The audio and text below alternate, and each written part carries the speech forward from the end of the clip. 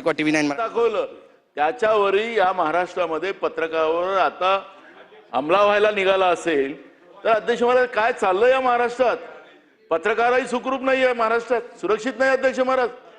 आणि म्हणून आपण नोंद घ्यावी आणि शासनाने याची तातडीनं या विषयाचं निवेदन करावं अशा सूचना आपण द्याव्या.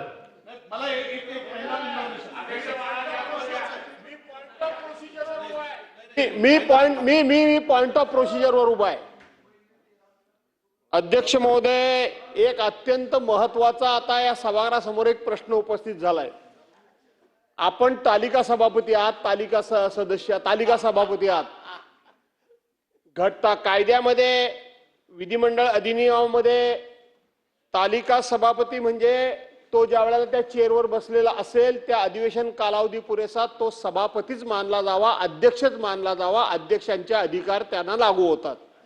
हे आम्ही गेले कित्येक वर्ष ऐकत आलेलो आहोत. माझा पॉइंट ऑफ प्रोसिजर असा आहे, विजयराव तुम्ही समर्थन द्या त्याला, की तालिका सभापतीने आता सांगितलं की या सभागृहाचे सदस्य सन्मान्य सुनील शेळके यांनी जो मुद्दा उपस्थित केला त्याची SIT नेमा असं सांगितलं. अध्यक्ष महोदय, वरच्या सभागृहामध्ये अधिकृत उपसभापतींनी निवड झालेल्या ऐका तसं नाही, उपसभापती ऐका, सुरू असं नका करू प्लीज, द्या ना.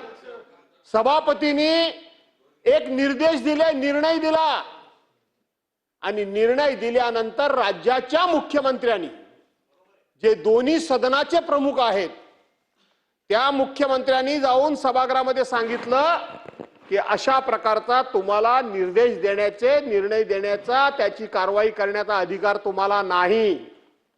तुम्ही हे सरकारचे अधिकार ताब्यामध्ये घेऊ नका, अशा प्रकारचा शब्दप्रयोग केला. त्यामुळं पॉइंट ऑफ प्रोसिजर माझं हे आहे, मला रुलिंग पाहिजे की तालिका सदस्य जे बसलेले असतात त्यांनी दिलेले निर्देश हे सरकारला लागू होतात की नाही होतात, हा माझा खरा प्रश्न आहे. जर उपसभापतींनी निर्देश दिलेले लागू जर होत नसतील तर तात्पुरत्या तालुका सदस्यांनी दिलेले निर्देश सभागृहाला लागू कसे होऊ शकतात? माझ्या इतक्या वर्षाच्या अनुभवाप्रमाणे त्या सदस्यांनी दिलेले, तालुका सदस्यांनी दिलेले निर्देश, त्यांनी दिलेला आदेश हा लागूच होतो, तो लागूच झाला पाहिजे. पण या महाराष्ट्रामध्ये एका अधिकाराला वाचवण्याकरता हे विधिमंडळ दुबळं करण्यात आलंय. या विधिमंडळाच्या हक्कावर गदा आणण्यात आले. या विधिमंडळाला इतकं कमी लेखलं गेलंय एका अधिकाराला. वास्तविक हे तुमचं दोन पक्षातलं युद्ध होतं, आम्हाला बाहेर त्याच्यात पडायची गरज नव्हती म्हणून आम्ही पडलेलो नाही. पण हा दोन पक्षातला विषय महत्वाचा नाही, तर हा सभागृहाच्या अधिकाराचा, सभागृहाच्या एकंदरीत प्रतिष्ठेचा आणि सभागृहाचा मान सन्मानाचा, प्रथा परंपरेचा, नियमाचा आणि घटनात्मक अधिकाराचा हा मुद्दा उपस्थित राहिलाय.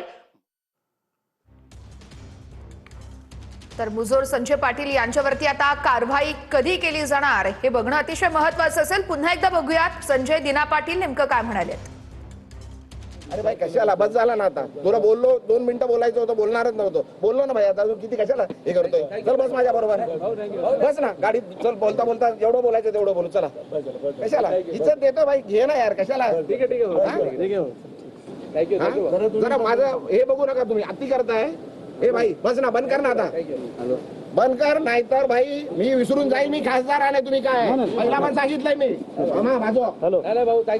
इज्जत करतो, इज्जत करा, सांगतोय बरा. तुम्ही उगाच माझ्या घालतात आहे. घे, रेकॉर्ड कर. इज्जत करतो, उगाच डोक्यात जाऊ नका,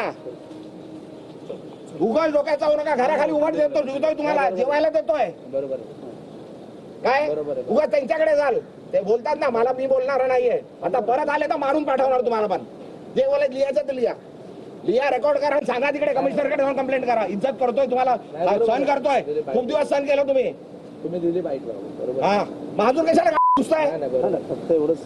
अरे लिमिट आहे कुठल्या गोष्टीची, बोलली आहे ना ती.